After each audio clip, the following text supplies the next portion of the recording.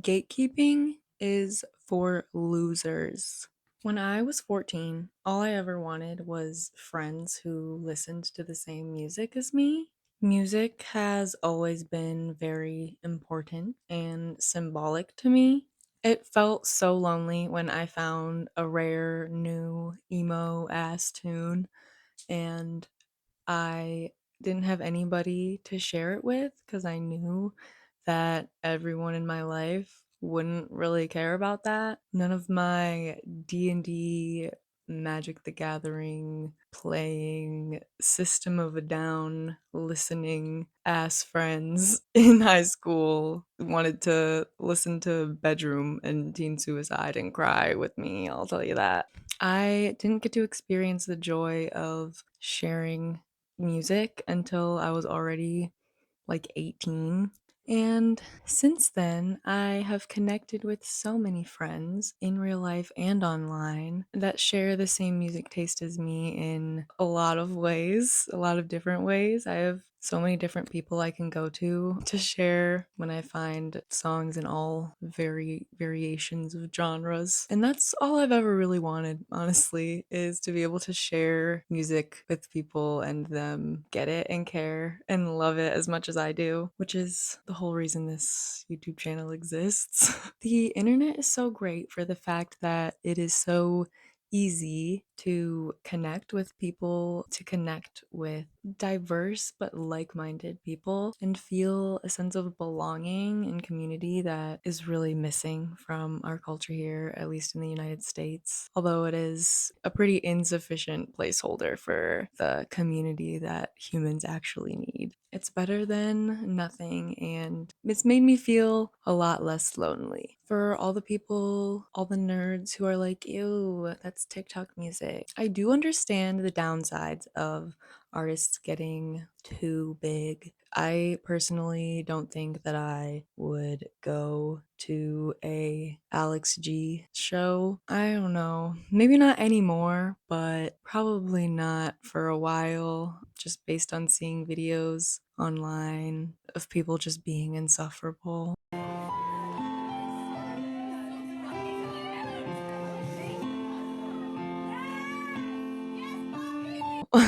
And acting entitled. But in my opinion, that is a side effect of the pandemic and just a lack of concert etiquette in general. I want to say in young people, but that sense of entitlement that causes that behavior is not in no way exclusive to young people. The lack of masks that I see in general in my life, let alone especially at DIY shows or in just alternative scenes in general, it's honestly extremely disappointing. And for all the it waters down the genre, Reddit ass bros, just admit that you have a boomer mentality and that you're afraid of change. My roommate said, get a hobby, get a life, grow up.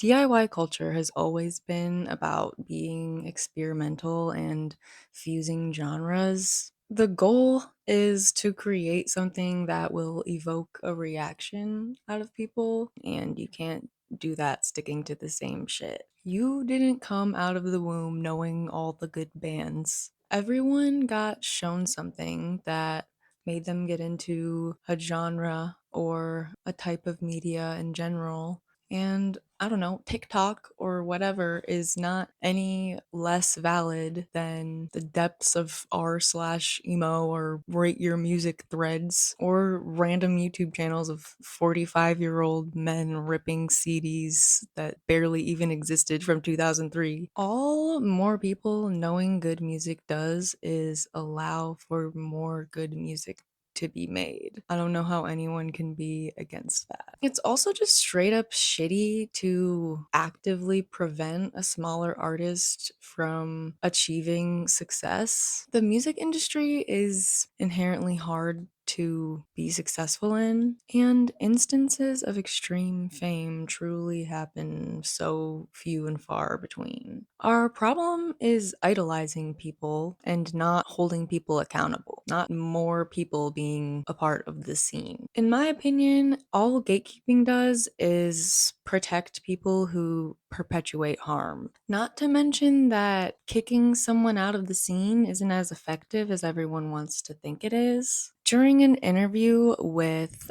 Femicide Zine, the vocalist of the band Piss, Taylor Zanting, hope I'm saying that right, on the topic of safe spaces in the DIY culture, they said, "It's like we're all so afraid to be associated with people who cause harm that rather than walking alongside our community members as they try to be accountable, we exile them or remove ourselves from spaces where anything messy exists." I just think that's such a backwards way to go about creating safe spaces, like out of sight, out of mind type shit. I'm not remotely interested in taking the quickest and easiest route to pat myself on the back and feel like a good person by simply no longer associating with the harm doer. I want to sit in that discomfort with another person, recognize their humanity and story and capacity for transformation and repair. No one's first experience with harm is as a perpetrator, and we all have the capacity to do harm. So I try to stay as open as possible to connecting with people who want to account for the harm that they've caused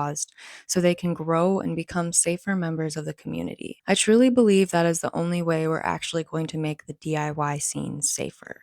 I couldn't agree more. We are all capable of causing harm, and many of us have caused harm. Believing that we are capable of changing and growing is part of embracing community. We can't be so quick to cast people aside and label them as good or bad. We are much more complex beings than this false duality that has been sold to us our entire lives. It's important to catch yourself when the carceral mentality that has been programmed into you starts to infiltrate your actions. Holding each other accountable means calling each other out in the moment on our shit and making sure people know that someone is watching them and is also believing that they can be better.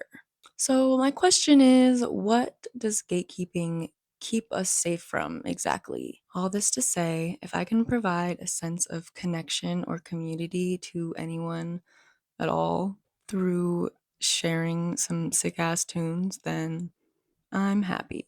Everyone's opinion is valid, but if you're a gatekeeper, mine might just be that you're a freaking loser. Sharing is cool, solidarity is cool. Also, disclaimer, I'm not a musician. I don't know how to play any instruments. I'm just a dirty commie with a hyperfixation on discovering music, and I enjoy sharing that.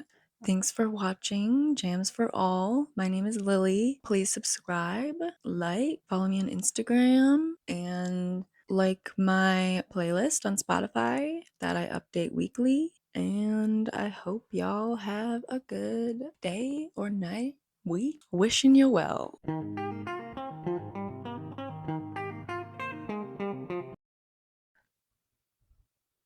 Don't start.